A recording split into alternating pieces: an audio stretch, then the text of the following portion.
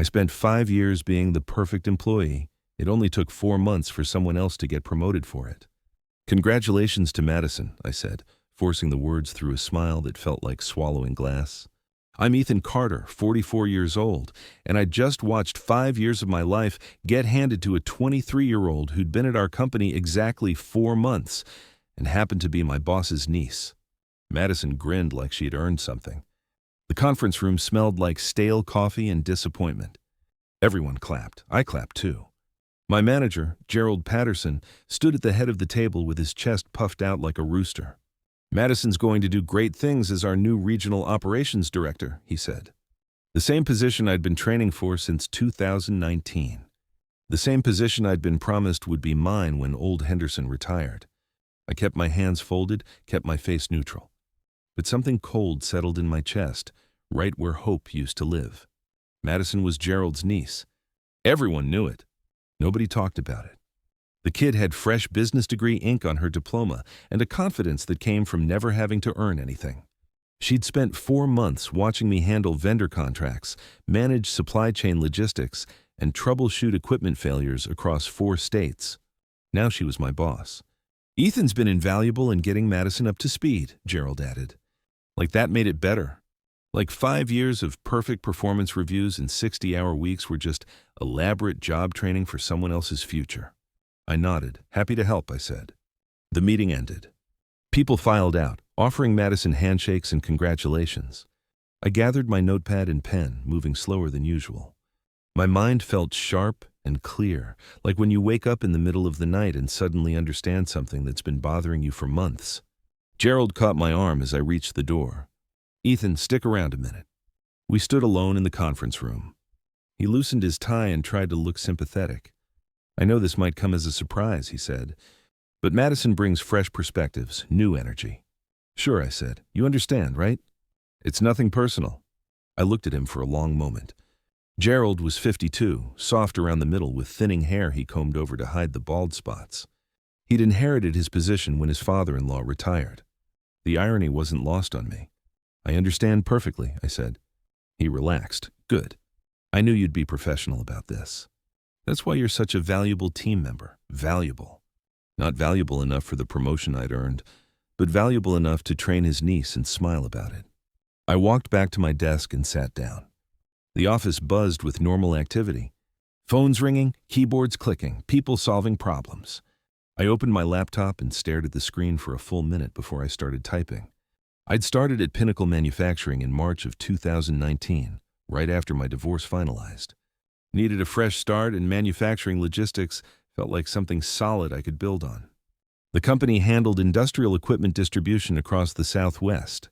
Boring work that paid well and let me sleep at night. Gerald hired me himself, shook my hand, said they needed someone with my experience. I'd spent 12 years at my previous company before budget cuts eliminated my position.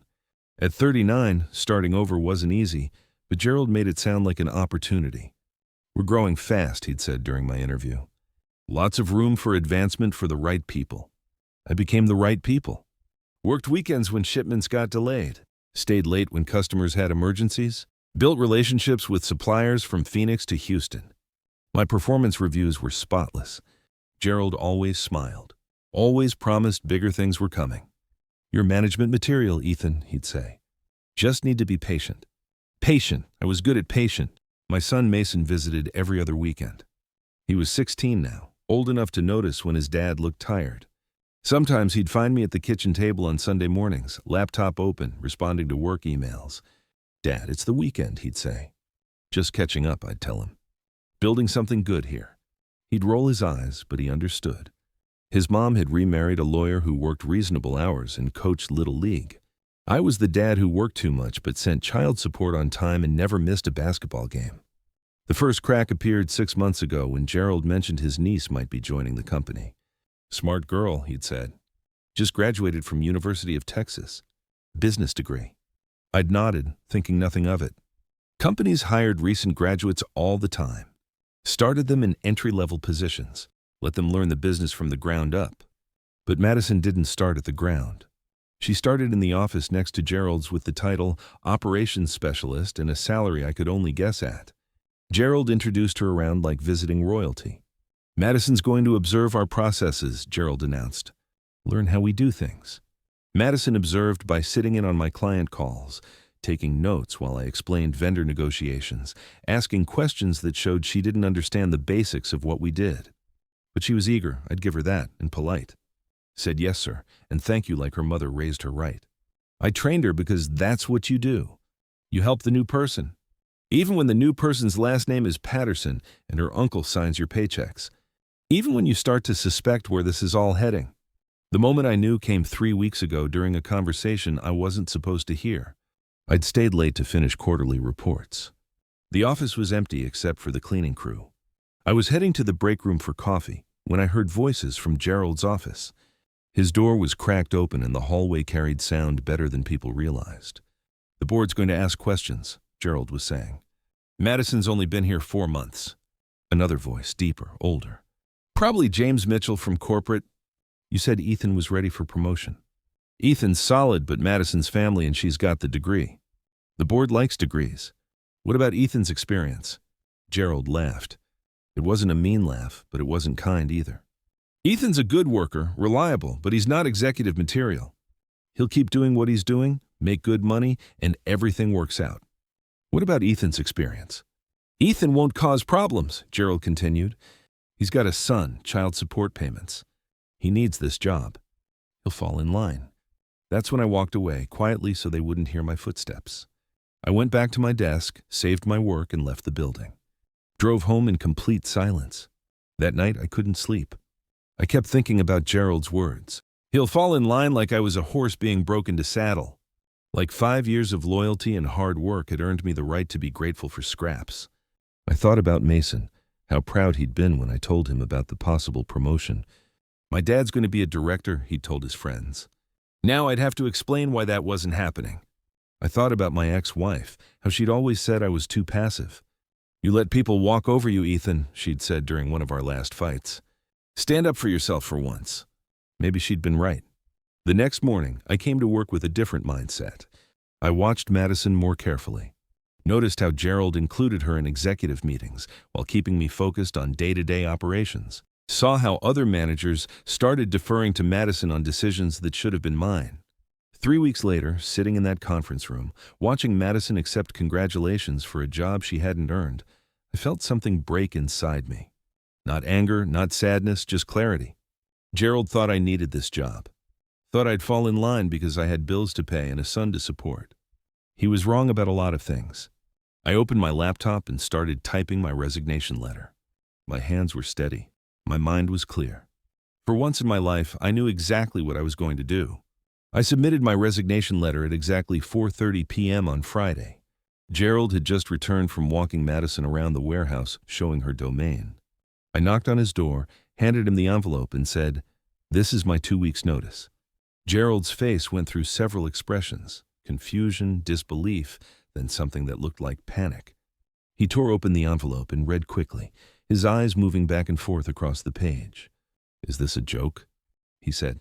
"No, sir. You can't be serious. You're leaving because Madison got the promotion?" I stayed quiet, let him fill the silence.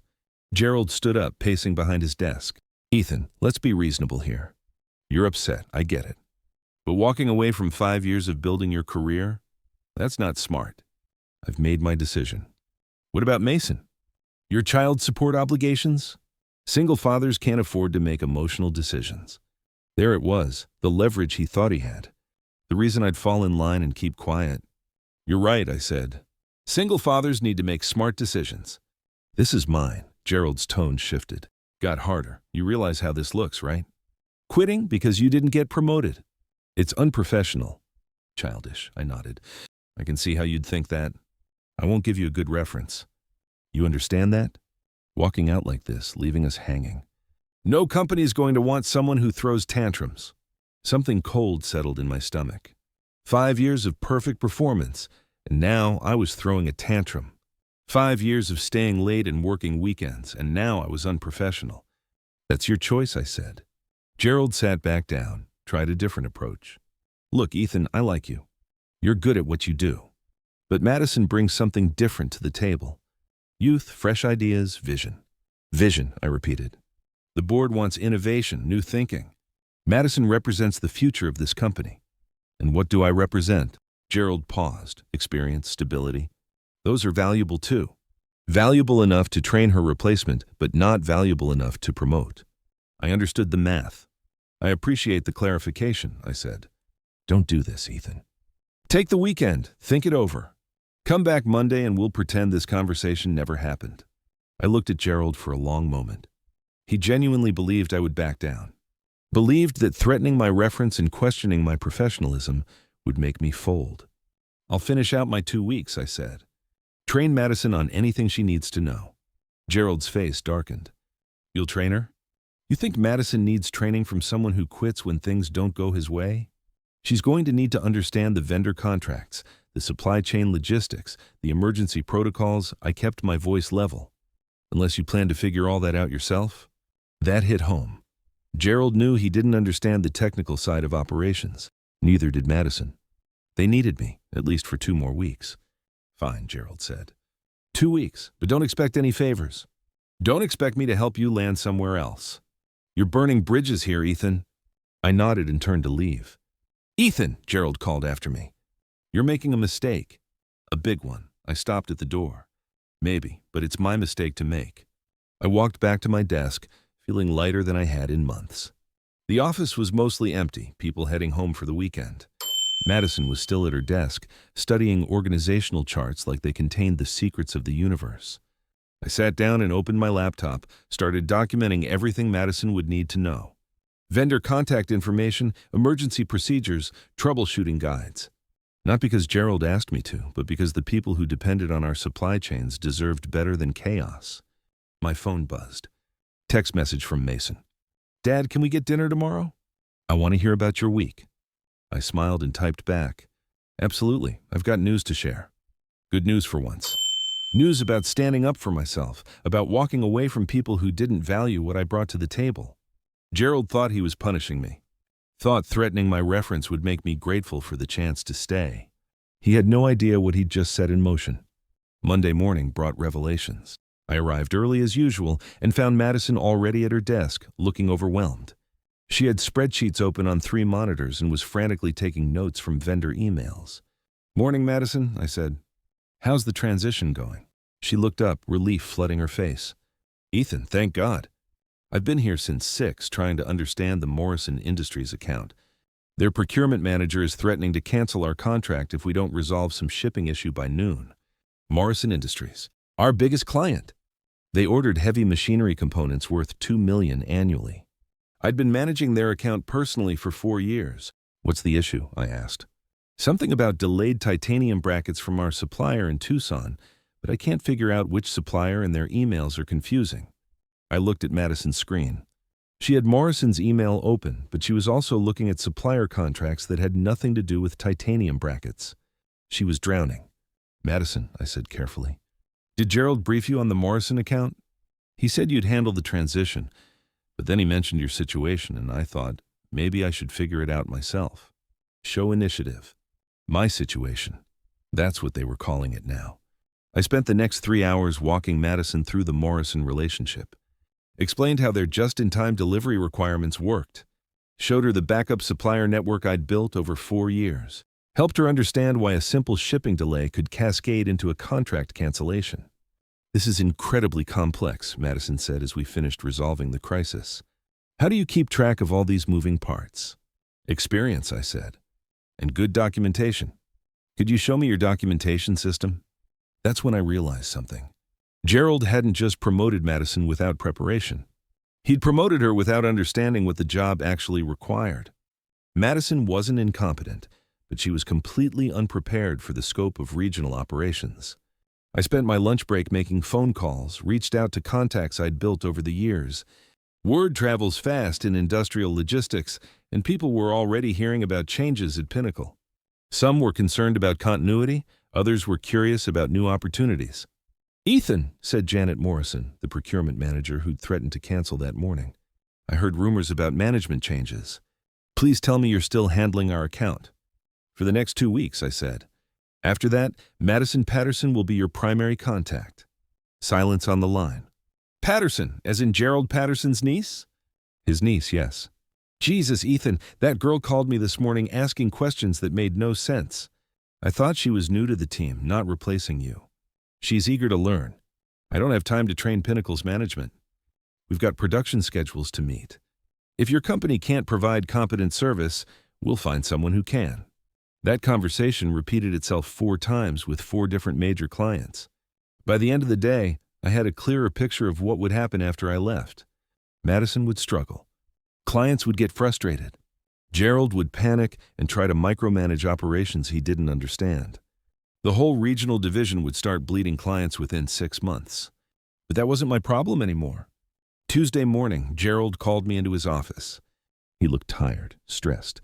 Ethan, I've been thinking about our conversation Friday. Maybe we were hasty. Maybe there's room for both you and Madison in management. Meaning, you could be associate director? Madison's second in command. You'd handle the technical side. She'd focus on strategic planning.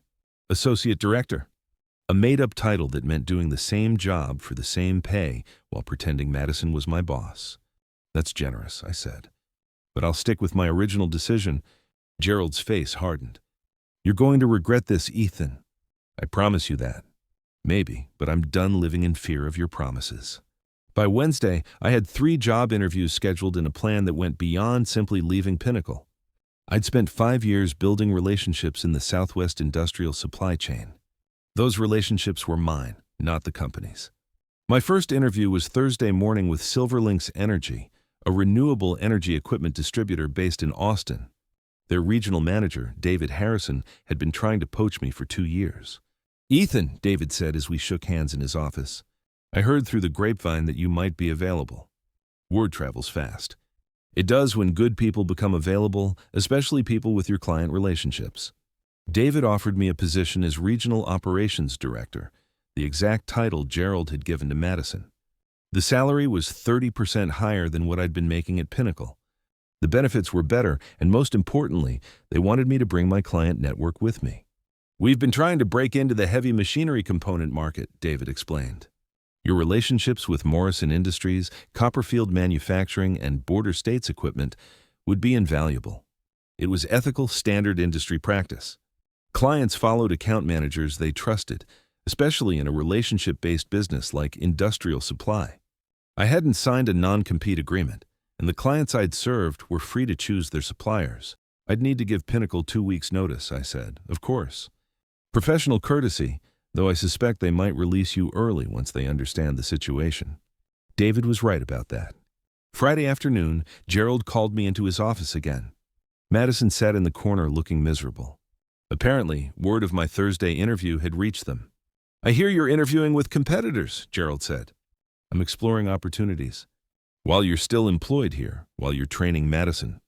That's a conflict of interest. I stayed quiet. It's also corporate espionage, Gerald continued. Sharing proprietary information with competitors. I haven't shared any proprietary information. Your client relationships are proprietary. My client relationships are personal. I built them over 5 years of professional service. Gerald's face was red now. Those clients belong to Pinnacle Manufacturing. You take them with you and we'll sue you for everything you're worth. Madison spoke up from the corner. Uncle Gerald, maybe we should shut up, Madison. Gerald didn't take his eyes off me. Ethan, you walk out that door and try to steal our clients. I'll make sure you never work in this industry again. I stood up slowly. Gerald, I've given you 5 years of my life. Perfect performance reviews, 60-hour weeks. I trained your niece to take the job you promised me. I've been nothing but professional through this entire process, and now I'm finishing my 2 weeks' notice and moving on to a better opportunity. What happens after that depends on how you handle the transition. Gerald leaned back in his chair. We'll see about that. I walked to the door, then turned back. Madison, if you need help with anything over the next week, just ask. Despite what your uncle thinks, I want you to succeed. Madison nodded gratefully. Gerald glared. I spent my last week at Pinnacle documenting everything Madison would need to know. Not because Gerald deserved it, but because Madison was 23 years old and had been thrown into a situation beyond her control. On my final day, I cleaned out my desk, said goodbye to coworkers, and handed Gerald my security badge. This isn't over, Gerald said. For me, it is, I replied. I walked out of Pinnacle Manufacturing feeling lighter than I had in years. The payback came 6 months later, but not in the way I'd expected. I was settling into my new role at Silverlinks Energy when David Harrison called me into his office with a grin on his face. "Ethan, you need to see this," he said, sliding a business magazine across his desk. The headline read, "Pinnacle Manufacturing Regional Division Hemorrhages Clients, Family Drama Blamed." The article detailed how Pinnacle had lost 4 major accounts in 5 months, including Morrison Industries and Copperfield Manufacturing. Revenue in the Southwest region was down 60%. The board had launched an investigation into management practices. Gerald Patterson was terminated last week, David said. Apparently, the board discovered that Madison Patterson had been hired without proper qualifications. Nepotism investigation, they're calling it. I read further. Madison had resigned voluntarily after 3 months of struggling with accounts she couldn't manage. She'd returned to graduate school. According to the article, Gerald faced a lawsuit from Morrison Industries for breach of contract after a supply chain failure caused a production delay that cost them $2 million. Here's the interesting part, David continued. 3 of their remaining clients have already reached out to us, specifically asking if you're available to handle their accounts. The article mentioned that several former Pinnacle employees had been recruited by competitors, taking their institutional knowledge with them. No names were listed, but I recognized the pattern. When good people leave a company, others notice. What goes around comes around, David said. Gerald Patterson spent 5 years taking you for granted. Now he's unemployed while you're building our Southwest division. I folded the magazine and handed it back. I feel bad for Madison, I said. Kid got thrown into a situation she wasn't ready for. Madison will be fine. She's young. She'll learn from this. Gerald, on the other hand, David shrugged. Hard to feel sorry for someone who threw away good people to promote family. A year later, I was driving through Tucson on business when I stopped for lunch at a diner near the airport.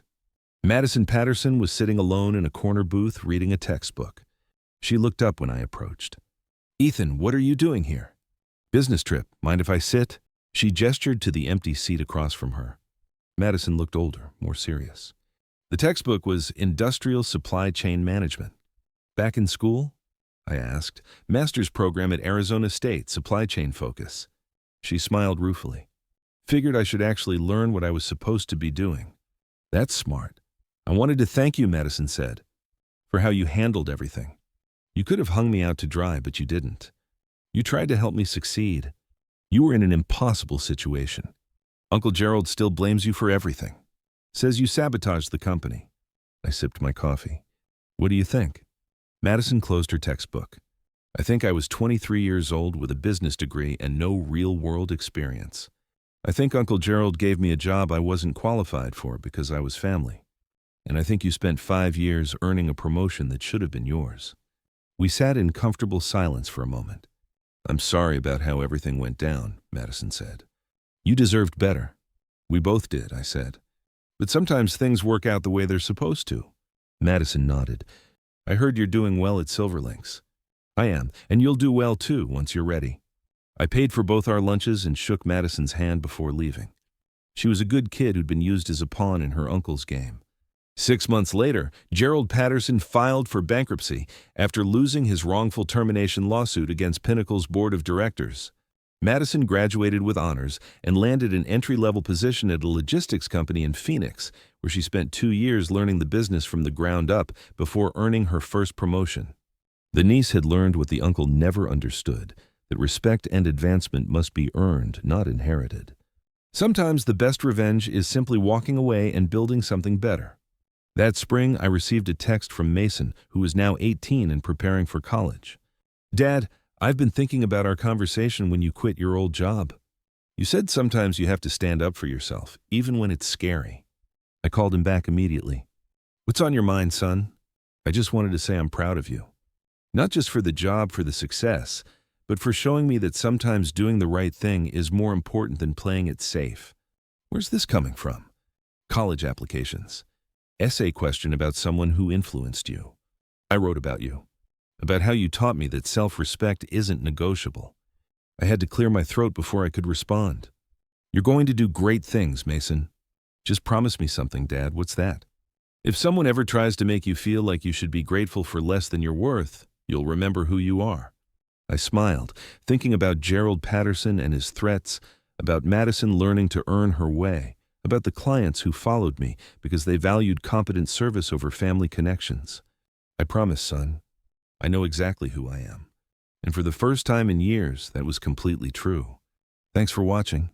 Hit subscribe to check out more stories on my channel.